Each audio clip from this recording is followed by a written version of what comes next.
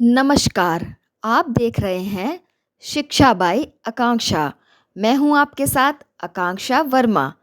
तो चलिए शुरुआत करते हैं आज की कहानी की, जिसका शीर्षक है उड़ने वाला शेर। बहुत समय पहले की बात है। एक घने और हरे भरे जंगल में सभी जानवर मिलजुल कर रहते थे। इस जंगल के आसमान में गरिमा से उड़ता था एक तेज समझदार बाज। बाज न केवल बहुत ऊंचा उड़ता था, बल्कि जंगल के सभी प्राणियों की मदद के लिए भी जाना जाता था। इसी जंगल में हाल ही में एक रहस्यमयी जानवर आया था, एक उड़ने वाला शेर। वह शेर न सिर्फ जमीन पर तेज दौड़ता था, बल्कि उसकी पीठ पर सुनहरे पंख भी थे, जिनसे वह ऊंचा उड़ सकता था।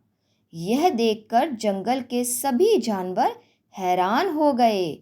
शेर, और वो भी उड़ता हुआ। लेकिन वह उड़ने वाला शेर बहुत ताकतवर था और घमंडी भी था। वह सोचता था, अब तो मैं जंगल और आसमान दोनों का राजा हूँ, मुझे कोई नहीं रोक सकता। शुरुआत में सभी जानवर उसकी ताकत और उड़ने की कला से बहुत प्रभावित हुए, लेकिन जल्दी ही उस शेर का असली रूप दिखना शुरू हो गया। उसने आदेश जारी किया, हर दिन मुझे एक जानवर भोजन में चाहिए। मैं अब राजा नहीं, बादशाह हूँ, आकाश और धरती का भी। जानवर डर गए।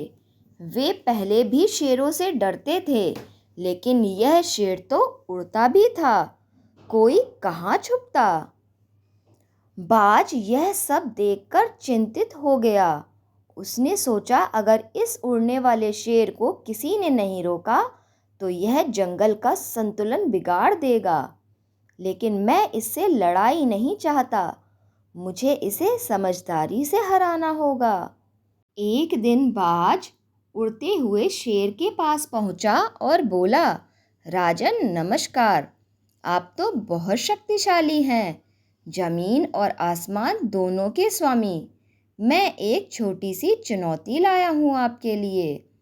शेर हंसते हुए बोला, चुनौती मुझसे? कौन है तू जो मुझे चुनौती देगा? बाज ने बोला, मैं सिर्फ यह देखना चाहता हूँ कि क्या आप सच में सबसे ऊंचे और सबसे बुद्धिमान हैं। अगर आप चाहें तो मेरे साथ एक उड़ान पर चलिए। शेर तैयार हो गया। दोनों ऊंचा उड़ने लगे। बाज जैसे जैसे ऊपर गया, हवा पतली होती गई, तापमान कम होता गया। बाज को तो इन हालातों में जीने का अभ्यास था, लेकिन शेर की सांसें फूलने लगीं। थोड़ी ही देर में वह थक गया और नीचे उतर आया। वह गुस्से में बाज से बोला, तू धोखा दे रहा है, तू मुझे मारना चाहता है। बाज मुस्कुराया और बोला, नहीं राजन, मैं सिर्फ तुम्हें यह दिखाना चाहता था कि उड़ने की क्षमता ताकत नहीं, जिम्मेदारी है। तुम पंखों के कारण खुद को सबसे ऊपर मानने लगे हो, परंतु उड़ान का मतलब दूसरों की रक्षा करना होता है, ना कि उन्हें डराना। शेर चुप हो गया। उसकी आंखों में पहली बार संकोच था। उसने अपने पंखों को देखा और सोचा, मैंने इन्हें अभिमान का कारण बना लिया, जबकि ये तो मुझे दूसरों की मदद के लिए मिले थे। उस दिन से शेर बदल गया। उसने सभी जानवरों से माफ़ी मांगी और जंगल की रक्षा में लग गया। अब वह उड़ता तो था, पर शिकार के लिए नहीं, बल्कि आसमान से जंगल की निगरानी करने और खतरों से सभी को बचाने के लिए।